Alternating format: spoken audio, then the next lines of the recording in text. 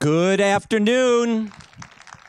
Welcome to day 2 of the Toronto International Film Festival. My name is Tom Powers. I'm the documentary programmer of the festival. To begin with, we would like to acknowledge that tonight's event is taking place on the treaty territory of the Mississaugas of New Credit and the traditional territory of the Haudenosaunee, the Anishinaabe, and the Huron-Wendat. We are grateful to have the opportunity to work in the community. This film is eligible for the Gross People's Choice Award and the Gross People's Choice Documentary Award. You can vote for your favorite films on tiff.net/vote. And I would like to thank the United Talent Agency for providing us with this film. So this is a very special screening of The Biggest Little Farm.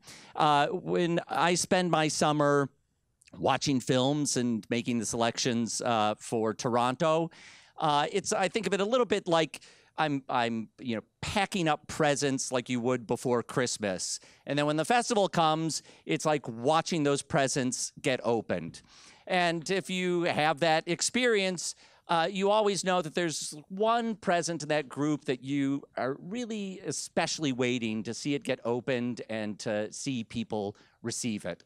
And for me this year, this film, The Biggest Little Farm, is that present that I can't wait for you to open right now and get to experience the way I got to experience it a couple months ago, and all the real pleasure I took from watching this film, a multitude of pleasures that I took from watching this film. The director, John Chester, is someone whose work was new to me. He's had a long career doing wildlife films in the early 2000s. But as you'll see in the film, around 2010, he stepped away from filmmaking as a full-time job, and he and his wife, Molly Chester, made farming their full-time job.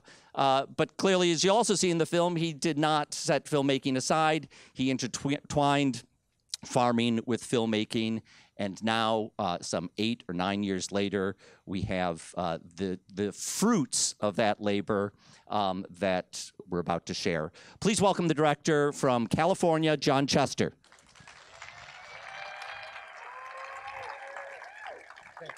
Thank you. Wow. Check 1, 2. Okay, so, you know how when you spend 8 years making something and then you finally show it to a few people? That's how I feel right now. First of all, it's amazing for a filmmaker like myself to be here. This is an absolute honor. It's something that you really sort of dream of when you're making these projects, and especially when I thought I was quitting filmmaking. It's just amazing to sort of see it come to this point. I'm not going to say a whole lot about the film, just other than I really appreciate you all being here. And there at the end, in the credits, there's a little storyline that plays out. So I suggest maybe sticking around for that. And I think we're going to do a Q&A. And my wife, Molly, is here as well. So I'd love for you to stick around for that. And that's pretty much it. I don't want to mess it up because we've done enough right to get to this point after 8 years. So thank you very much. Enjoy. Thank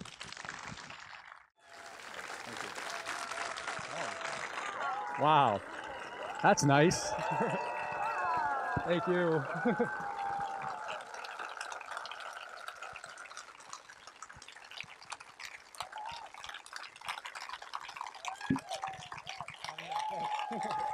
For Mom.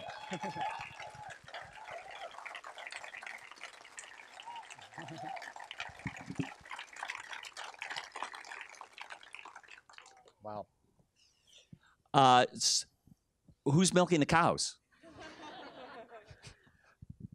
We have a great team now after 8 years, which has afforded us the opportunity to have Molly come for 1 day and me come for 3. So, I memean, this film takes us on this incredible arc and leaves us in a place where, we feel like that those 7 years, the magic 7 years that Alan York talked about has paid off. Can you tell us more about, the way the farm is today? Like, is it all easy now? No, it's funny. It's easier in some respects, but the things that used to scare us, we've learned how to not react too soon too. And we've learned these rhythms of problems. Like, you know, it was the year of the gophers, the year of morning glory, the year of tumbleweed, the year of mustard, and so on. And we used to just be like, oh, it's the year of the last year of the farm. And now we realize that there is a bit of a cycle to this stuff, and there are some things you have to attack and other things you have to kind of like hold on loosely but don't let go. Molly, what is the experience for you watching this 8 years of history compressed into a film? Can you hear me? Is that where you? Okay, there you go. It's incredibly emotional. I love seeing it. I truly love the film, just for a piece of art, because John did an amazing job. But it's also just it's just incredibly powerful and meaningful to see. To look back, I think you gain perspective by seeing it in this way, and I don't think I really even fully understood our story when we were going through it until I saw it put together. And I think because John is a very good storyteller, as he's piecing together the story, you're seeing it and understanding more aspects of yourself that might have gotten confused in the process. So it's been a really beautiful and healing journey in a lot of ways to see it. John, speaking of the craft of this story, I think your editor is here with us. So should we just point out? Yeah, so Amy Overbeck, could you stand up, please? Here.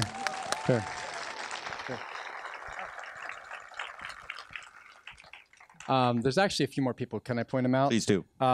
So two of our executive producers who have been champions and just encouraged us all along the way. Lori David, please stand. Erica Messer, and the producer who literally milks cows on the weekends and does all the chores, Sandra Keats. And one of the early interns / became full-time cinematographer, along with other great team of cinematographers that worked with us. Kyle Romanak is here. If you liked all the tiny snail footage, etc., that was Kyle, who went a little bit crazy shooting that stuff. We left him alone too long out there. All right, we've got about 10 minutes to take some questions from the audience, so let's hear from you. Yes, right in the white T-shirt.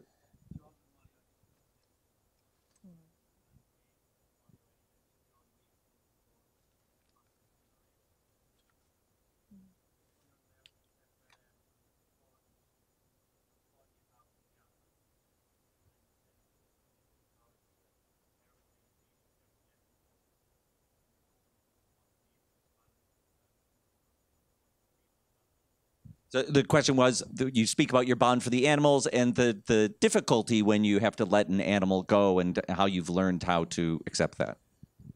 I don't think I've ever learned how to fully accept it. I think what I've learned is that if I stay with it all the way through to the end, which means if I'm going to put the animal down or if I'm going to take it over for harvest, it's important for me to stay present in that, because what I find that it does for me and the rest of the team is it makes sure that every day prior to that, we really serve it with reverence.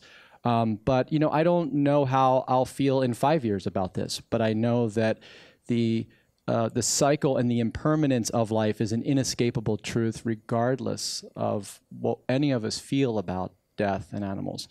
And they are an incredible benefit to a very complex organism, as in the farm or the planet. So, you know, I don't know the answer. I know that it's just, I understand it a little bit more differently, but it doesn't take away the emotional weight. Who's got a hand up there?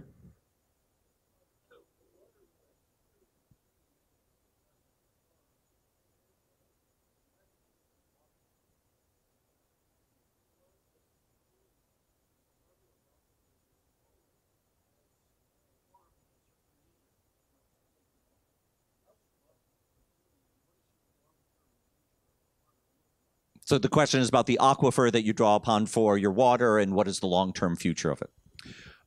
I think we live around 12 million people, right? So there's 9 million in LA, about 3 to 4 million in Santa Barbara, and the area that biome is known as chaparral, which is essentially one step above desert. So we're already starting in the wrong spot with a lot of people. From a conservation perspective on the farm, we've reduced our water use by 25% because we grow cover crops, which was the big crazy experiment. And we didn't think that was possible or that was going to happen, but it actually helped to sequester water when it rained, et cetera. The long-term plan is to continue to reduce our water use by maybe another 15%. But our farm is on the regular under its allocation by anywhere from 25% to up to 60%. And that's not the same on other farms around us. And that's not to point a finger, but it is certainly of all of the farms, we grow the most green stuff. So we have to really make sure that we're representing that use accordingly. But the aquifer that we're on happens to be a really good one. We're lucky today. But it doesn't mean we're out of the woods by any means. Right here.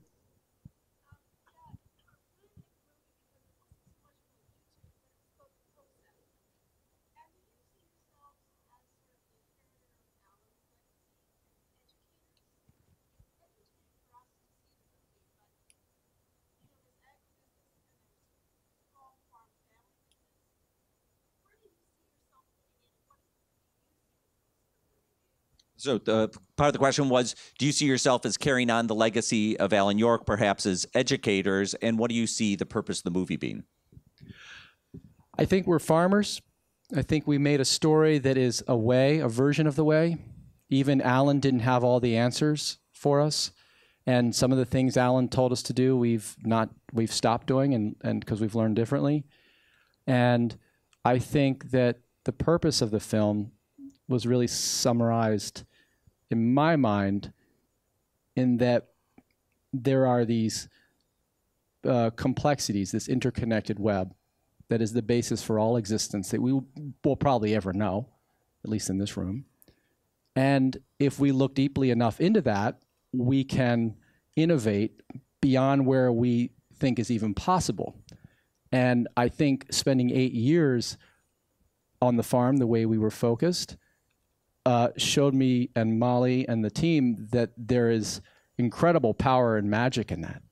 And I just hope that we can inspire our children to care about it as deeply as we have. And I think that would be the best for all of us. So, and I think just to jump on that real quick, I think for us, the interaction with the farm is a bit of a love story. We really love this land, and this is a love story for us. And so hopefully it inspires other people to just fall in love a little bit. John always says it came from somewhere that things turn on affection. And we really see that if somebody can just be raised higher by seeing something that's beautiful to them, that would be really purposeful to us. Yeah, the unconditional love you have for your child early off in his life, so that when he wrecks your car, you still know he has the potential to be something greater. And it is funny, but it's so true. Once we fell in love with the farm and saw deeply enough into it, when it was trying to kill us or our animals or our dreams, we also were able to see the magnificent beauty that was possible by just sticking it out past bailing it out of jail for the first time. So picking up on something that she asked, I wonder, do you see yourself as educators to other farmers? I mean, beyond what's in this film, but in the more kind of practical education. We have been educated by so many farmers far more experienced than us. Joel Salatin, Alan Savory, Gabe Brown, Rich Archuleta, so many amazing people. What we see ourselves as offering is maybe a key that could fit to your problem on your farm. But our farm won't work on the neighbor's land. It's so unique. The organism is constantly evolving biologically, just changing and morphing. So it's a set of keys that all of these farmers have, and that lore has not been passed down. That lore has been lost. And I think we see ourselves as maybe a collector of some of that lore, some of those methods, but not like, not like the one educator, I guess, of any of it. All right, right here, this woman here.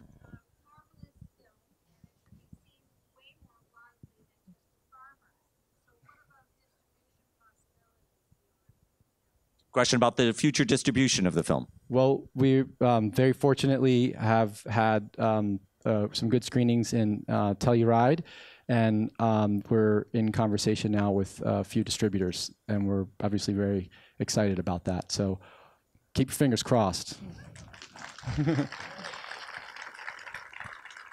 Yes, in the white T-shirt there.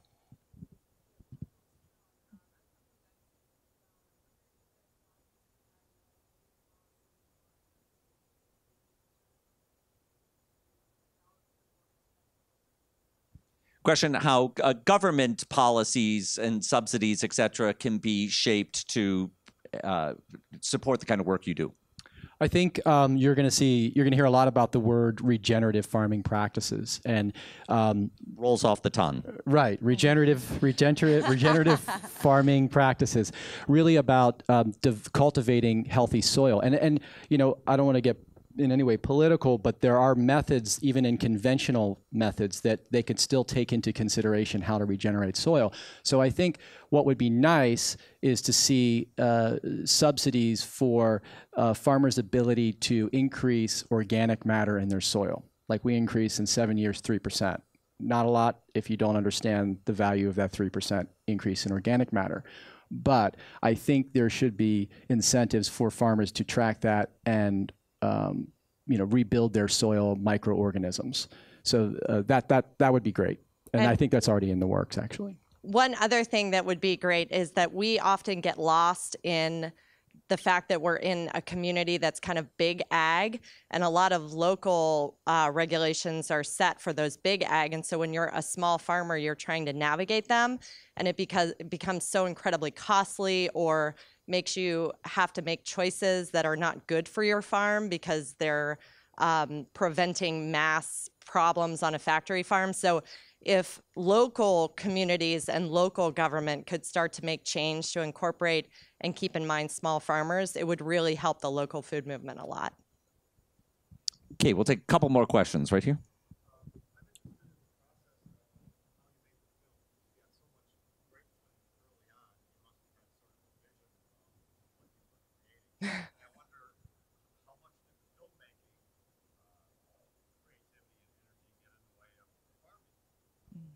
So the question is about the process of making the film. How much did the creative energy of making a film get in the way of farming? The ego got in the way of me letting my crew shoot me at times. And so I had these moments, and Kyle will remember it, where I had with these moments of clarity where I'd be like, if I tell you to stop rolling, don't listen to me. And I'm never going to say this to you again. And I would say, stop rolling, get away. And they would go back 10 feet and they would keep rolling. We captured 780,000 clips of footage on 70 terabytes. And when I heard that later that week, I went and watched a masterclass with Werner Herzog, and he says, I feel sorry for filmmakers that say they got over 600 hours of footage. That's like on maybe a third of the terabyte of one of those.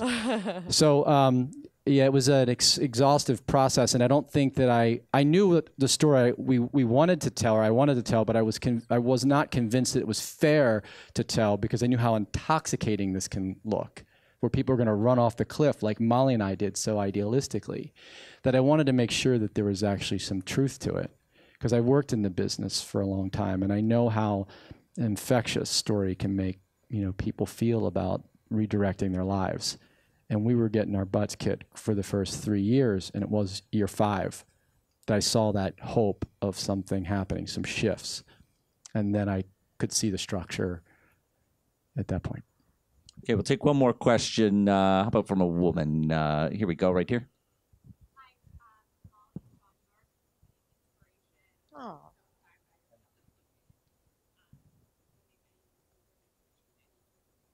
There you go. Nice.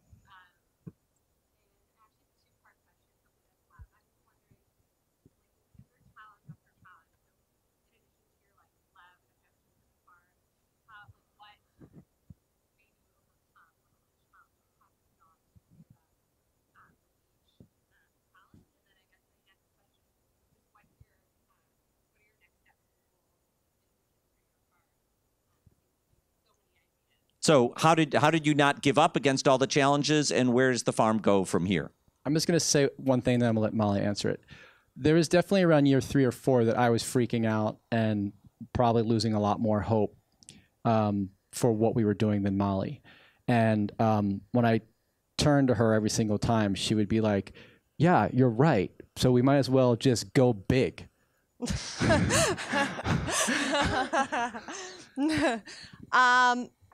me think.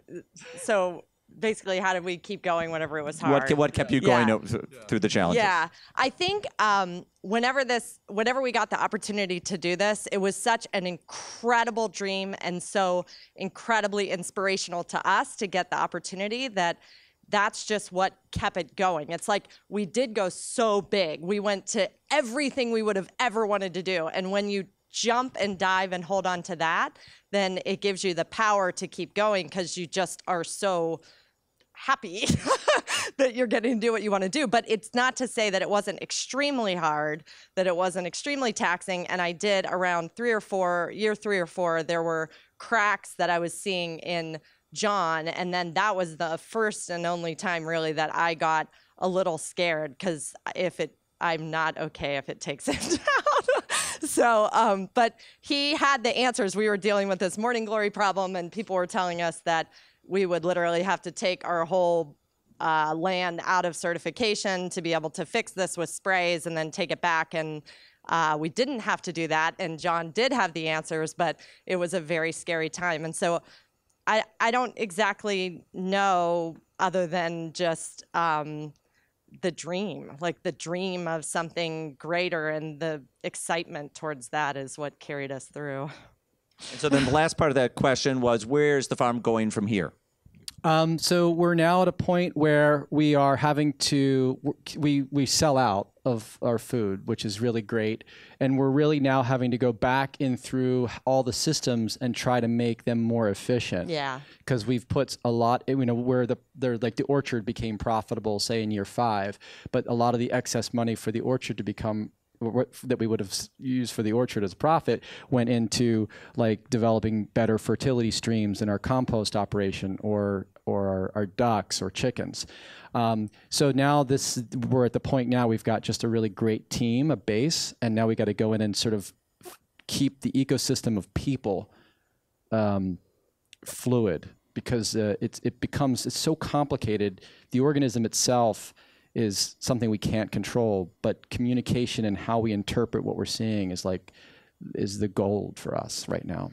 Yeah, it's actually kind of even more fun right now because everything that we wanted to do at the beginning, that it's so big, you're just putting these big pieces in place. Now we can actually go in and refine them. So you're the first audience at TIFF to see the film. There are going to be other screenings. Please spread the word. Thank you very much for coming. Thanks especially to John and Molly Chester. And thank you. Yeah.